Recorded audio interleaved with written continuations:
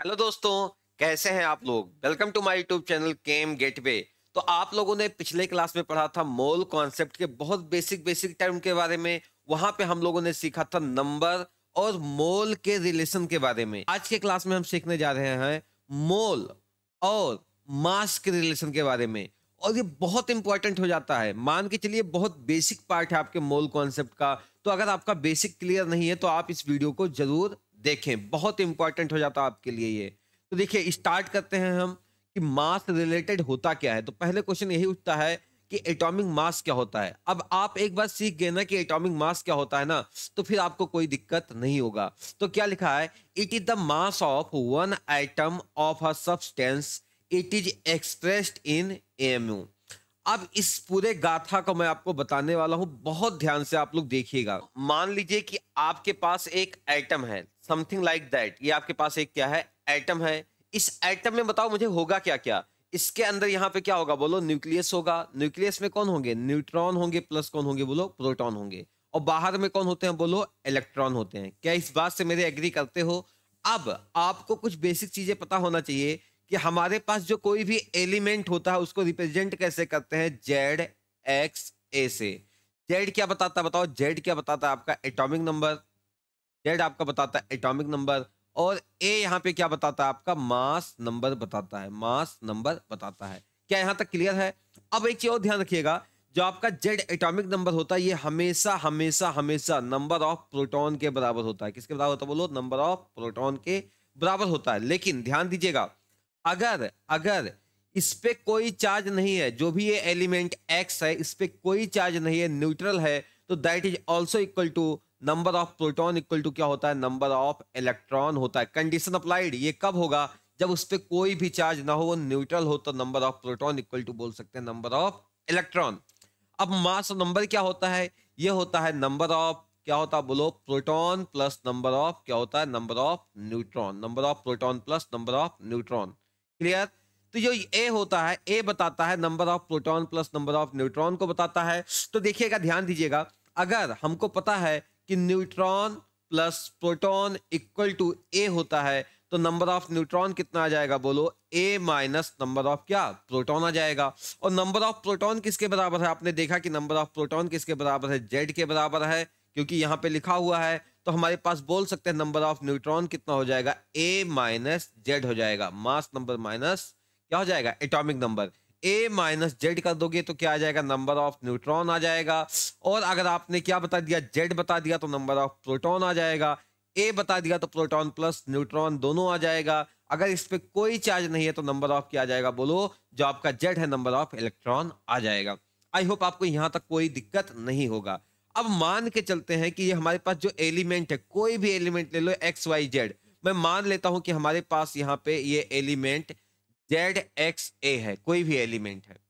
तो हमको क्या चाहिए, इस एक एटम का मास चाहिए। तो मैं कुछ और बेसिक चीजें आपको बताऊंगा जो पता होना चाहिए आपको। हमारे पास होता है इलेक्ट्रॉन होता है, प्रोटॉन होता है, और क्या होता है बोलो, न्यूट्रॉन होता है। तो मास of proton, neutron and mass of electron आपको बताने वाला हूं। यहाँ पे मैंने लिया प्रोटॉन को, यहाँ पे मैंने लिया किसको बोलो, न्यूट्रॉन को, और मैंने यहाँ पे लिया किसको, इलेक्ट्रॉन को। ये आपका है प्रोटॉन, ध्यान दीजिएगा। ये आपका क्या है बोलो, न्यूट्रॉन। बहुत बेसिक है, समझिएगा आप लोग बस। ये कौन है आपका, इलेक्ट्रॉन।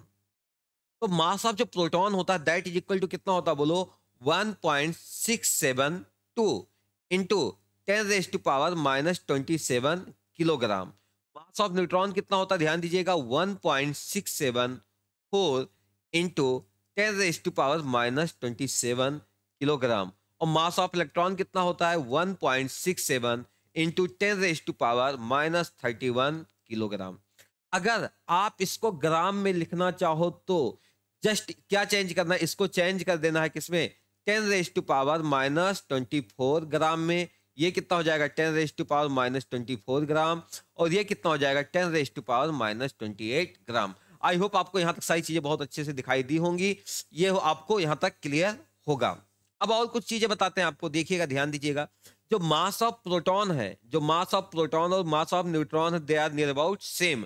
हम बोल सकते हैं कि mass of proton neutron same है, बहुत बहुत हल्का सा डिफरेंस है।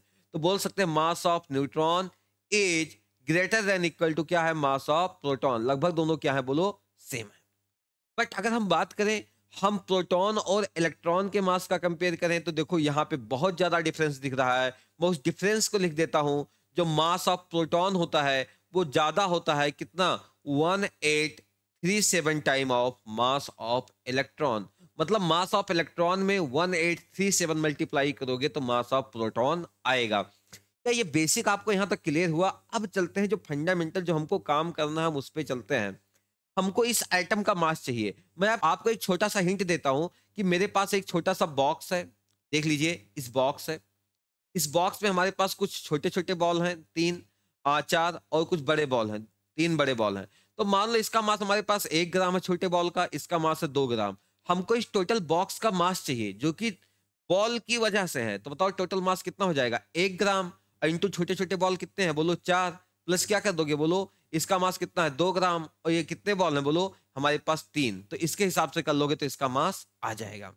तो सेम ही ये हमारे पास एक बॉक्स की तरह तो है, और इसके अंदर कौन है, न्यूट्रॉन, प्रोटॉन और इलेक्ट्रॉन। अगर हमको इस एटम का टोटल मास चाहिए तो हम सबका मास काउंट कर लेंगे कि इलेक्ट्रॉन कितने हैं, उनका मास कितना है, प्रोटॉन कितने हैं, उसका मास कितना है, न्यूट्रॉन कितने हैं, उसका मास कितना है। तो हमको इसका एटॉमिक मास आसानी से आ जाएगा। That's it. तो हम यहां पे लिखते हैं आपको एटॉमिक मास।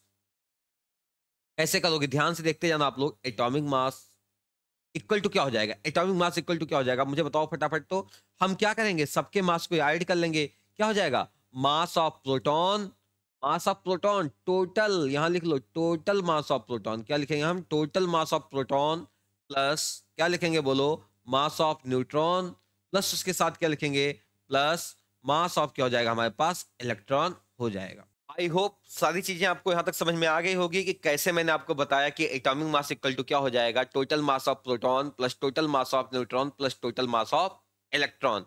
ये सब में टोटल हमारे पास कर लेंगे। अब मुझे कुछ चीजों के बारे में बताइएगा। अगर इस एलिमेंट हमारे पास सिंबल क्या है, ZXA है, तो बताओ प्रोटॉन कितने हो जाएंगे, नंबर ऑफ प्रोटॉन कितने हो जाएंगे। क्या Z के बराबर होता है क्या? तो हम क्या लिखेंगे, नंबर ऑफ प्रोटॉन मतलब कितना, Z, और इंटू इसका मास कितना होता है, मास ऑफ प्रोटॉन कर देंगे। Are you getting my point? Plus plus plus plus mass of neutron कितने होंगे बोलो। पहले हम नंबर ऑफ न्यूट्रॉन निकालेंगे। नंबर ऑफ न्यूट्रॉन कितने आए थे बोलो, हम क्या किए थे, A माइनस जेड। तो हम यहाँ पे क्या कर देंगे बोलो, A माइनस जेड, और यहाँ पे किससे मल्टीप्लाई करेंगे बोलो, मास ऑफ न्यूट्रॉन। क्या ये चीज समझ में आया? प्लस हमारे पास इलेक्ट्रॉन कितने हैं, देखो इलेक्ट्रॉन कितने के बराबर होता है, देखो इस पे कोई चार्ज नहीं है, तो नंबर ऑफ इलेक्ट्रॉन हमारे बराबर हो जाएंगे किसके, जेड के। तो जेड ये नंबर हो गया इलेक्ट्रॉन का, इंटू मास ऑफ इलेक्ट्रॉन हो जाएगा। अच्छा, क्या आपको यहां तक अच्छे से समझ में आ गया कि हमारे पास क्या किया, Z into mass of proton plus A minus Z into mass of neutron plus Z into mass of electron कर दिया। हमने अभी जस्ट इसके नीचे लिखा है कि मास ऑफ न्यूट्रॉन और मास ऑफ प्रोटॉन लगभग क्या होते हैं बोलो, सेम होते हैं। तो इस मास ऑफ न्यूट्रॉन की जगह पे हम क्या पुट करने जा रहे हैं आपके सामने, मास ऑफ प्रोटॉन। तो इसको क्या लिख सकते हो, ध्यान से देखिएगा, Z into mass of proton plus, यहां से जब मास ऑफ प्रोटॉन पुट करोगे तो क्या बन जाएगा, A into mass of proton minus Z into mass of proton plus क्या हो जाएगा बोलो, Z into mass of electron हो जाएगा। क्या यहां तक किसी को कोई दिक्कत? अब देखो आगे क्या करना है। ये देखो जो जेड मास ऑफ प्रोटॉन है और ये जो जेड मास ऑफ प्रोटॉन है आपस में क्या हो जाएंगे, कैंसिल आउट हो जाएंगे। अब बचा क्या, A into mass of proton बचा plus Z into mass of electron बचा। अब बचा क्या यहाँ पे, A into mass of proton plus Z into mass of electron. अब मेरी कुछ बातों का आप लोग जवाब दीजिएगा कि अगर एक हाथी का मास मान लीजिए कि वो है 1000 किलोग्राम का, कितने का है, 1000 किलोग्राम का, इसके सामने बोले एक चींटी का मास आप ऐड कर लीजिए 0.00001 किलोग्राम की कोई चींटी है, उसका भी आप मास ऐड कर लो। क्या आप इसके सामने इसके मास को ऐड करोगे क्या? नहीं ऐड करोगे, बिल्कुल नहीं ऐड करोगे। तो ऐसे ही यहाँ पे मास ऑफ प्रोटॉन है और यहाँ पे मास ऑफ इलेक्ट्रॉन है, और प्रोटॉन से इलेक्ट्रॉन का मास अराउंड कितना, 2000 टाइम कम है। कितना टाइम कम है? जो मास ऑफ इलेक्ट्रॉन है प्रोटॉन के मास से अराउंड 2000 टाइम कम है। तो क्या इस प्रोटॉन के मास के सामने इस मास को हम ऐड करेंगे क्या? नहीं ऐड करेंगे, इसको नियर अबाउट हम कितना मान लेंगे, 0, नेग्लेक्ट मान लेंगे। तो हमारे पास बचेगा क्या, आप बोलो। हमारे पास बचेगा एटॉमिक मास इक्वल टू, क्या बचा आपके पास, फाइनल आंसर आपके पास यहाँ आ चुका है, क्या बचा बोलो, A into mass of proton बचा। This is our answer. तो कभी भी आज के बाद से लाइफ में कोई पूछे कि किसी एक सिंगल आइटम का मास बताओ, तो आप क्या लगाना, A into mass of proton लगा देना, या A लिखना, और ग्राम में पूछे तो 1.67 इंटू 10⁻⁻24 ग्राम में आप जवाब दे देना। बहुत बहुत इंपॉर्टेंट पॉइंट आपके सामने यहाँ पे रिजल्ट आ चुका है। क्या ये चीज अच्छे से क्लियर हो गया, क्या क्लियर हो गया हो तो यस बोलिए और हम आगे चलें। अब पहला क्वेश्चन आपके सामने जाता है कि how many items are there in 100 AMU of helium. अब देखो, समझो इस क्वेश्चन को, समझो कि हीलियम का एटॉमिक मास क्या होगा। अभी तक आपको दिक्कत हो रहा होगा, लेकिन अब आप तुरंत बता दोगे कि हीलियम का एटॉमिक मास क्या होता है। बोलो एटॉमिक मास कितना हो जाएगा, बोलो ये हो जाएगा एटॉमिक मास। आपने पीछे क्या सीखा, आपके पास क्या आया, बोलो। अभी आपके पास रिजल्ट आ चुका है कि एटॉमिक मास होता है A into mass of proton, या ए को हम बोलते हैं क्या, ए को क्या बोलते हैं, मास नंबर बोलते हैं। क्या बोलते हैं, मास नंबर, या इसी को क्या बोलते हैं, number of nucleons. Number of nucleons क्यों बोलते हैं, क्योंकि ये बराबर होता है किसके, बोलो न्यूट्रॉन प्लस प्रोटॉन के।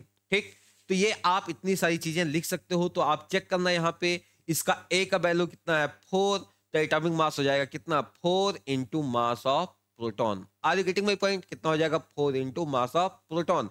अभी हालांकि आपसे ये आंसर नहीं आएगा, क्योंकि क्योंकि क्योंकि एक छोटा सा पॉइंट और बताना आपके लिए बाकी है।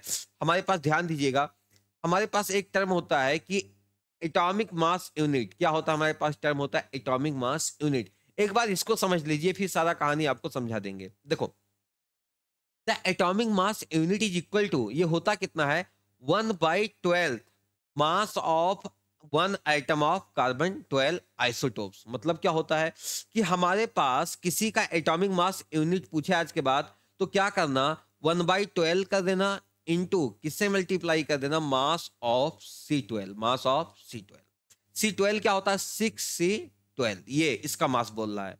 तो बताओ कैसे करेंगे, इसको कैसे सॉल्व करेंगे, देखिएगा। Atomic mass unit equal to 1/12। अच्छा, इसका मास कितना हो जाएगा, अभी जो आप पीछे पढ़ के आए हो, बताओ कितना पढ़े थे। इसका मास, एटॉमिक मास कितना आएगा, बोलो एटॉमिक मास कितना आएगा, 12 इंटू मास ऑफ प्रोटॉन। क्या ये पढ़ के आए हो क्या, तो ये क्या हो जाएगा, इंटू 12 इंटू मास ऑफ कितना आ जाएगा, प्रोटॉन। तो 12 से 12 कैंसिल आउट हो जाएगा, तो 1 AMU बराबर आपके सामने कितना आ गया, that is equal to mass of proton.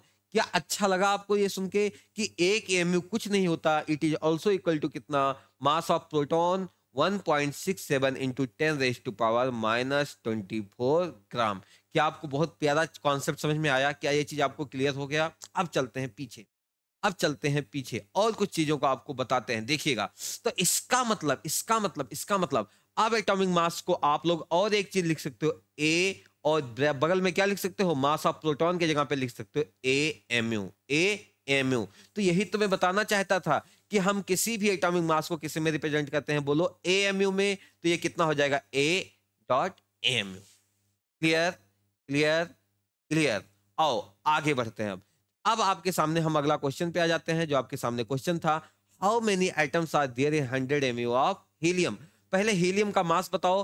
Helium item का मास हो जाएगा 4 इंटू मास ऑफ प्रोटॉन हो जाएगा। एक आइटम का मास बोल रहा हूं, या कितना हो जाएगा, बोलो 4 AMU हो जाएगा।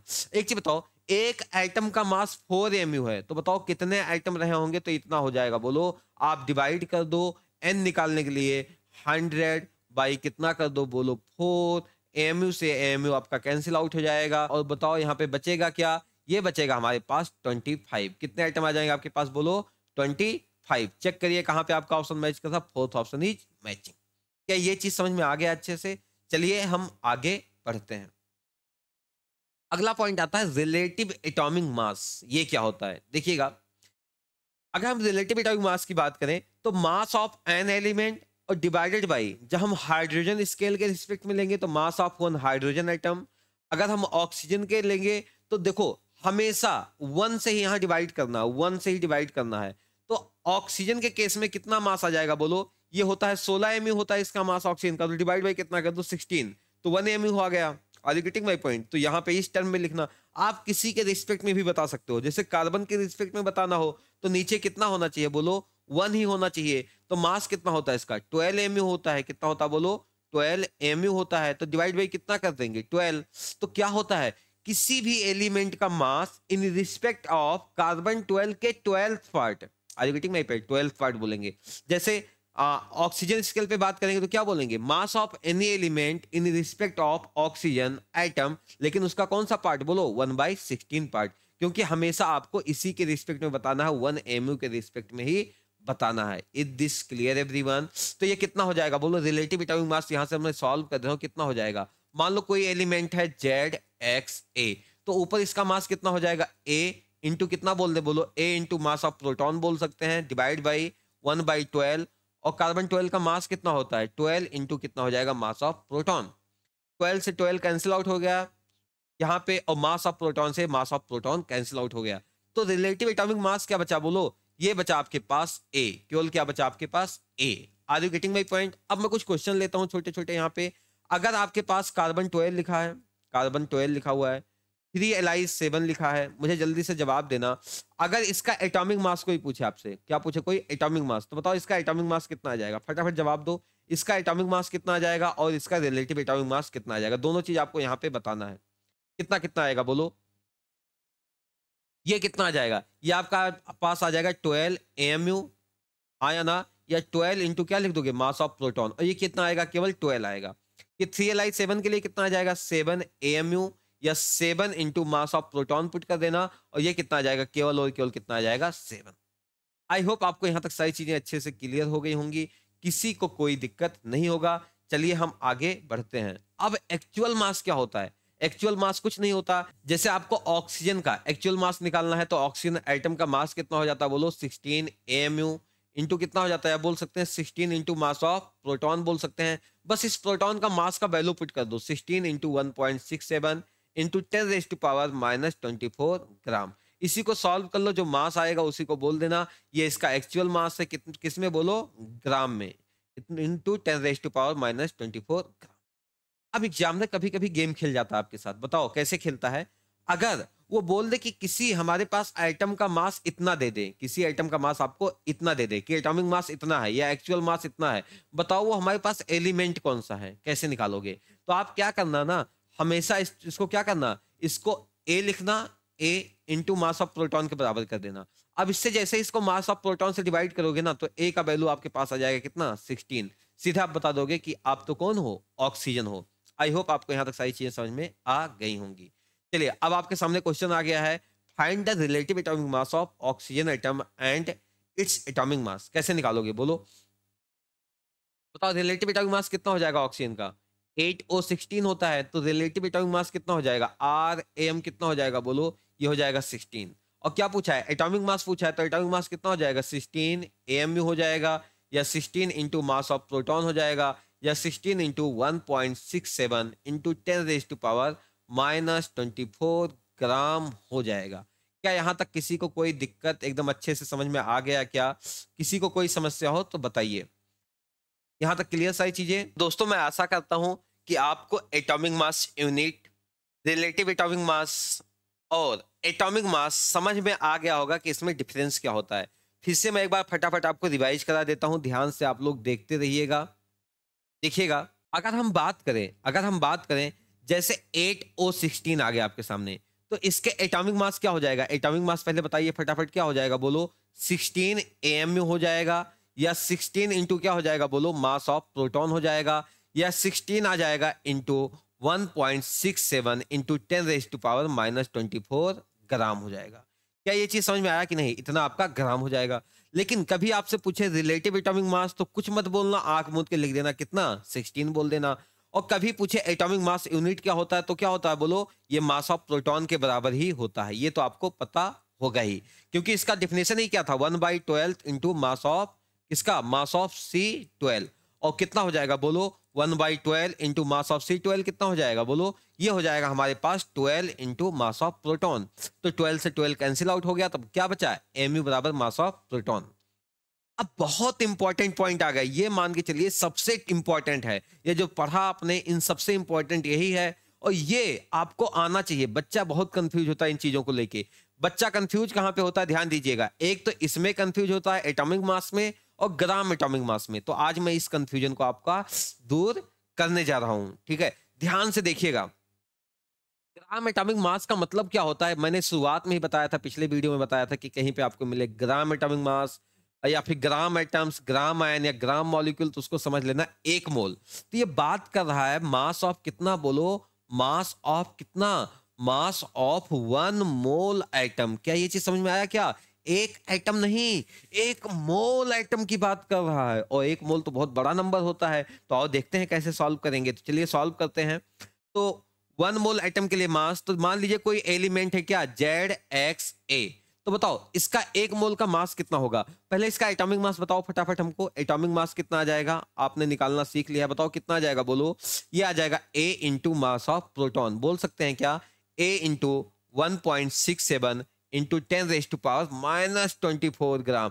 बहुत कम है बेचारा, ना के बराबर है, -24 ग्राम। लेकिन जब हम 1 मोल एटम की मास की बात करेंगे, 1 मोल एटम के मास की बात करेंगे, तो इसका मतलब इसी को क्या बोलेंगे, ग्राम एटॉमिक मास। तो ये कितना हो जाएगा, बोलो। A into mass of proton into किससे मल्टीप्लाई करेंगे, ये तो एक का मास है, इंटू मल्टीप्लाई कर देना किससे, Na से। तो ये कितना आ जाएगा, इसको सॉल्व करिएगा आप लोग, तो ये आ जाएगा A into mass of proton into कितना पुट करेंगे, बोलो Na। मतलब क्या हो जाएगा, बोलो A into 1.67 into 10⁻⁻24 into Na का वैल्यू कितना होता है, बोलो 6.023 इंटू 10⁻23। क्या यहां तक चीजें समझ में आई? अब करना क्या है, आपको पता है कि 10⁻24 प्लस 23 ये कितना बचेगा, 10⁻1। और जब इन दोनों को मल्टीप्लाई करोगे तो ये सॉल्व होके आता है 10। कितना आता है, बोलो 10।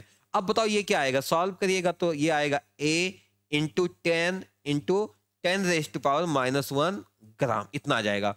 तो अगर इसको सॉल्व करिएगा भैया तो आपके पास आंसर आ जाएगा Ag मतलब क्या, 1 ग्राम आ जाएगा। मतलब आपने क्या सीखा कि हम मास ऑफ प्रोटॉन को और Na को मल्टीप्लाई किए, इसको मैंने किस में लिया, ग्राम में। तो इसको मल्टीप्लाई करने पे इसका जो वैल्यू आता है कितना आता है, बोलो 1 ग्राम आता है। कितना आता है, 1 ग्राम आता है। तो बताओ किसी भी एलिमेंट का आज से अब मास पूछे, 1 मोल का मास पूछे, तो उसी A को क्या चिपका देना, बगल में G चिपका देना। एक एटम का पूछे तो क्या चिपका देना, Mu या फिर U या फिर मास ऑफ प्रोटॉन चिपका देना। आई होप आपको समझ में आ गया होगा। कोई डाउट हो तो पूछिए आप लोग। जैसे आपके सामने लिखा है कि atomic mass of oxygen atom कितना है, बोलो 16 mu है। या इसी को बोल सकते हैं क्या, 16 इंटू मास ऑफ प्रोटॉन बोल सकते हैं, या 16 इंटू क्या बोल सकते हैं, 1.67 इंटू 10⁻⁻24 ग्राम।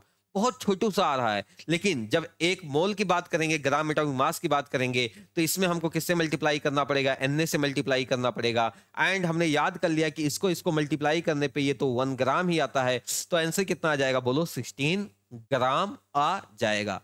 अब आपके सामने कुछ क्वेश्चन है, आप लोग फटाफट मुझे सॉल्व करके बताइए, देखता हूं कि आपका कॉन्सेप्ट कितना क्लियर हुआ। आपके सामने आ गया 8O16 3Li 7 और आपके पास आ गया 7N14 और आ गया 1H2 और आपके सामने आ गया यहां पे ले लीजिए 2He4।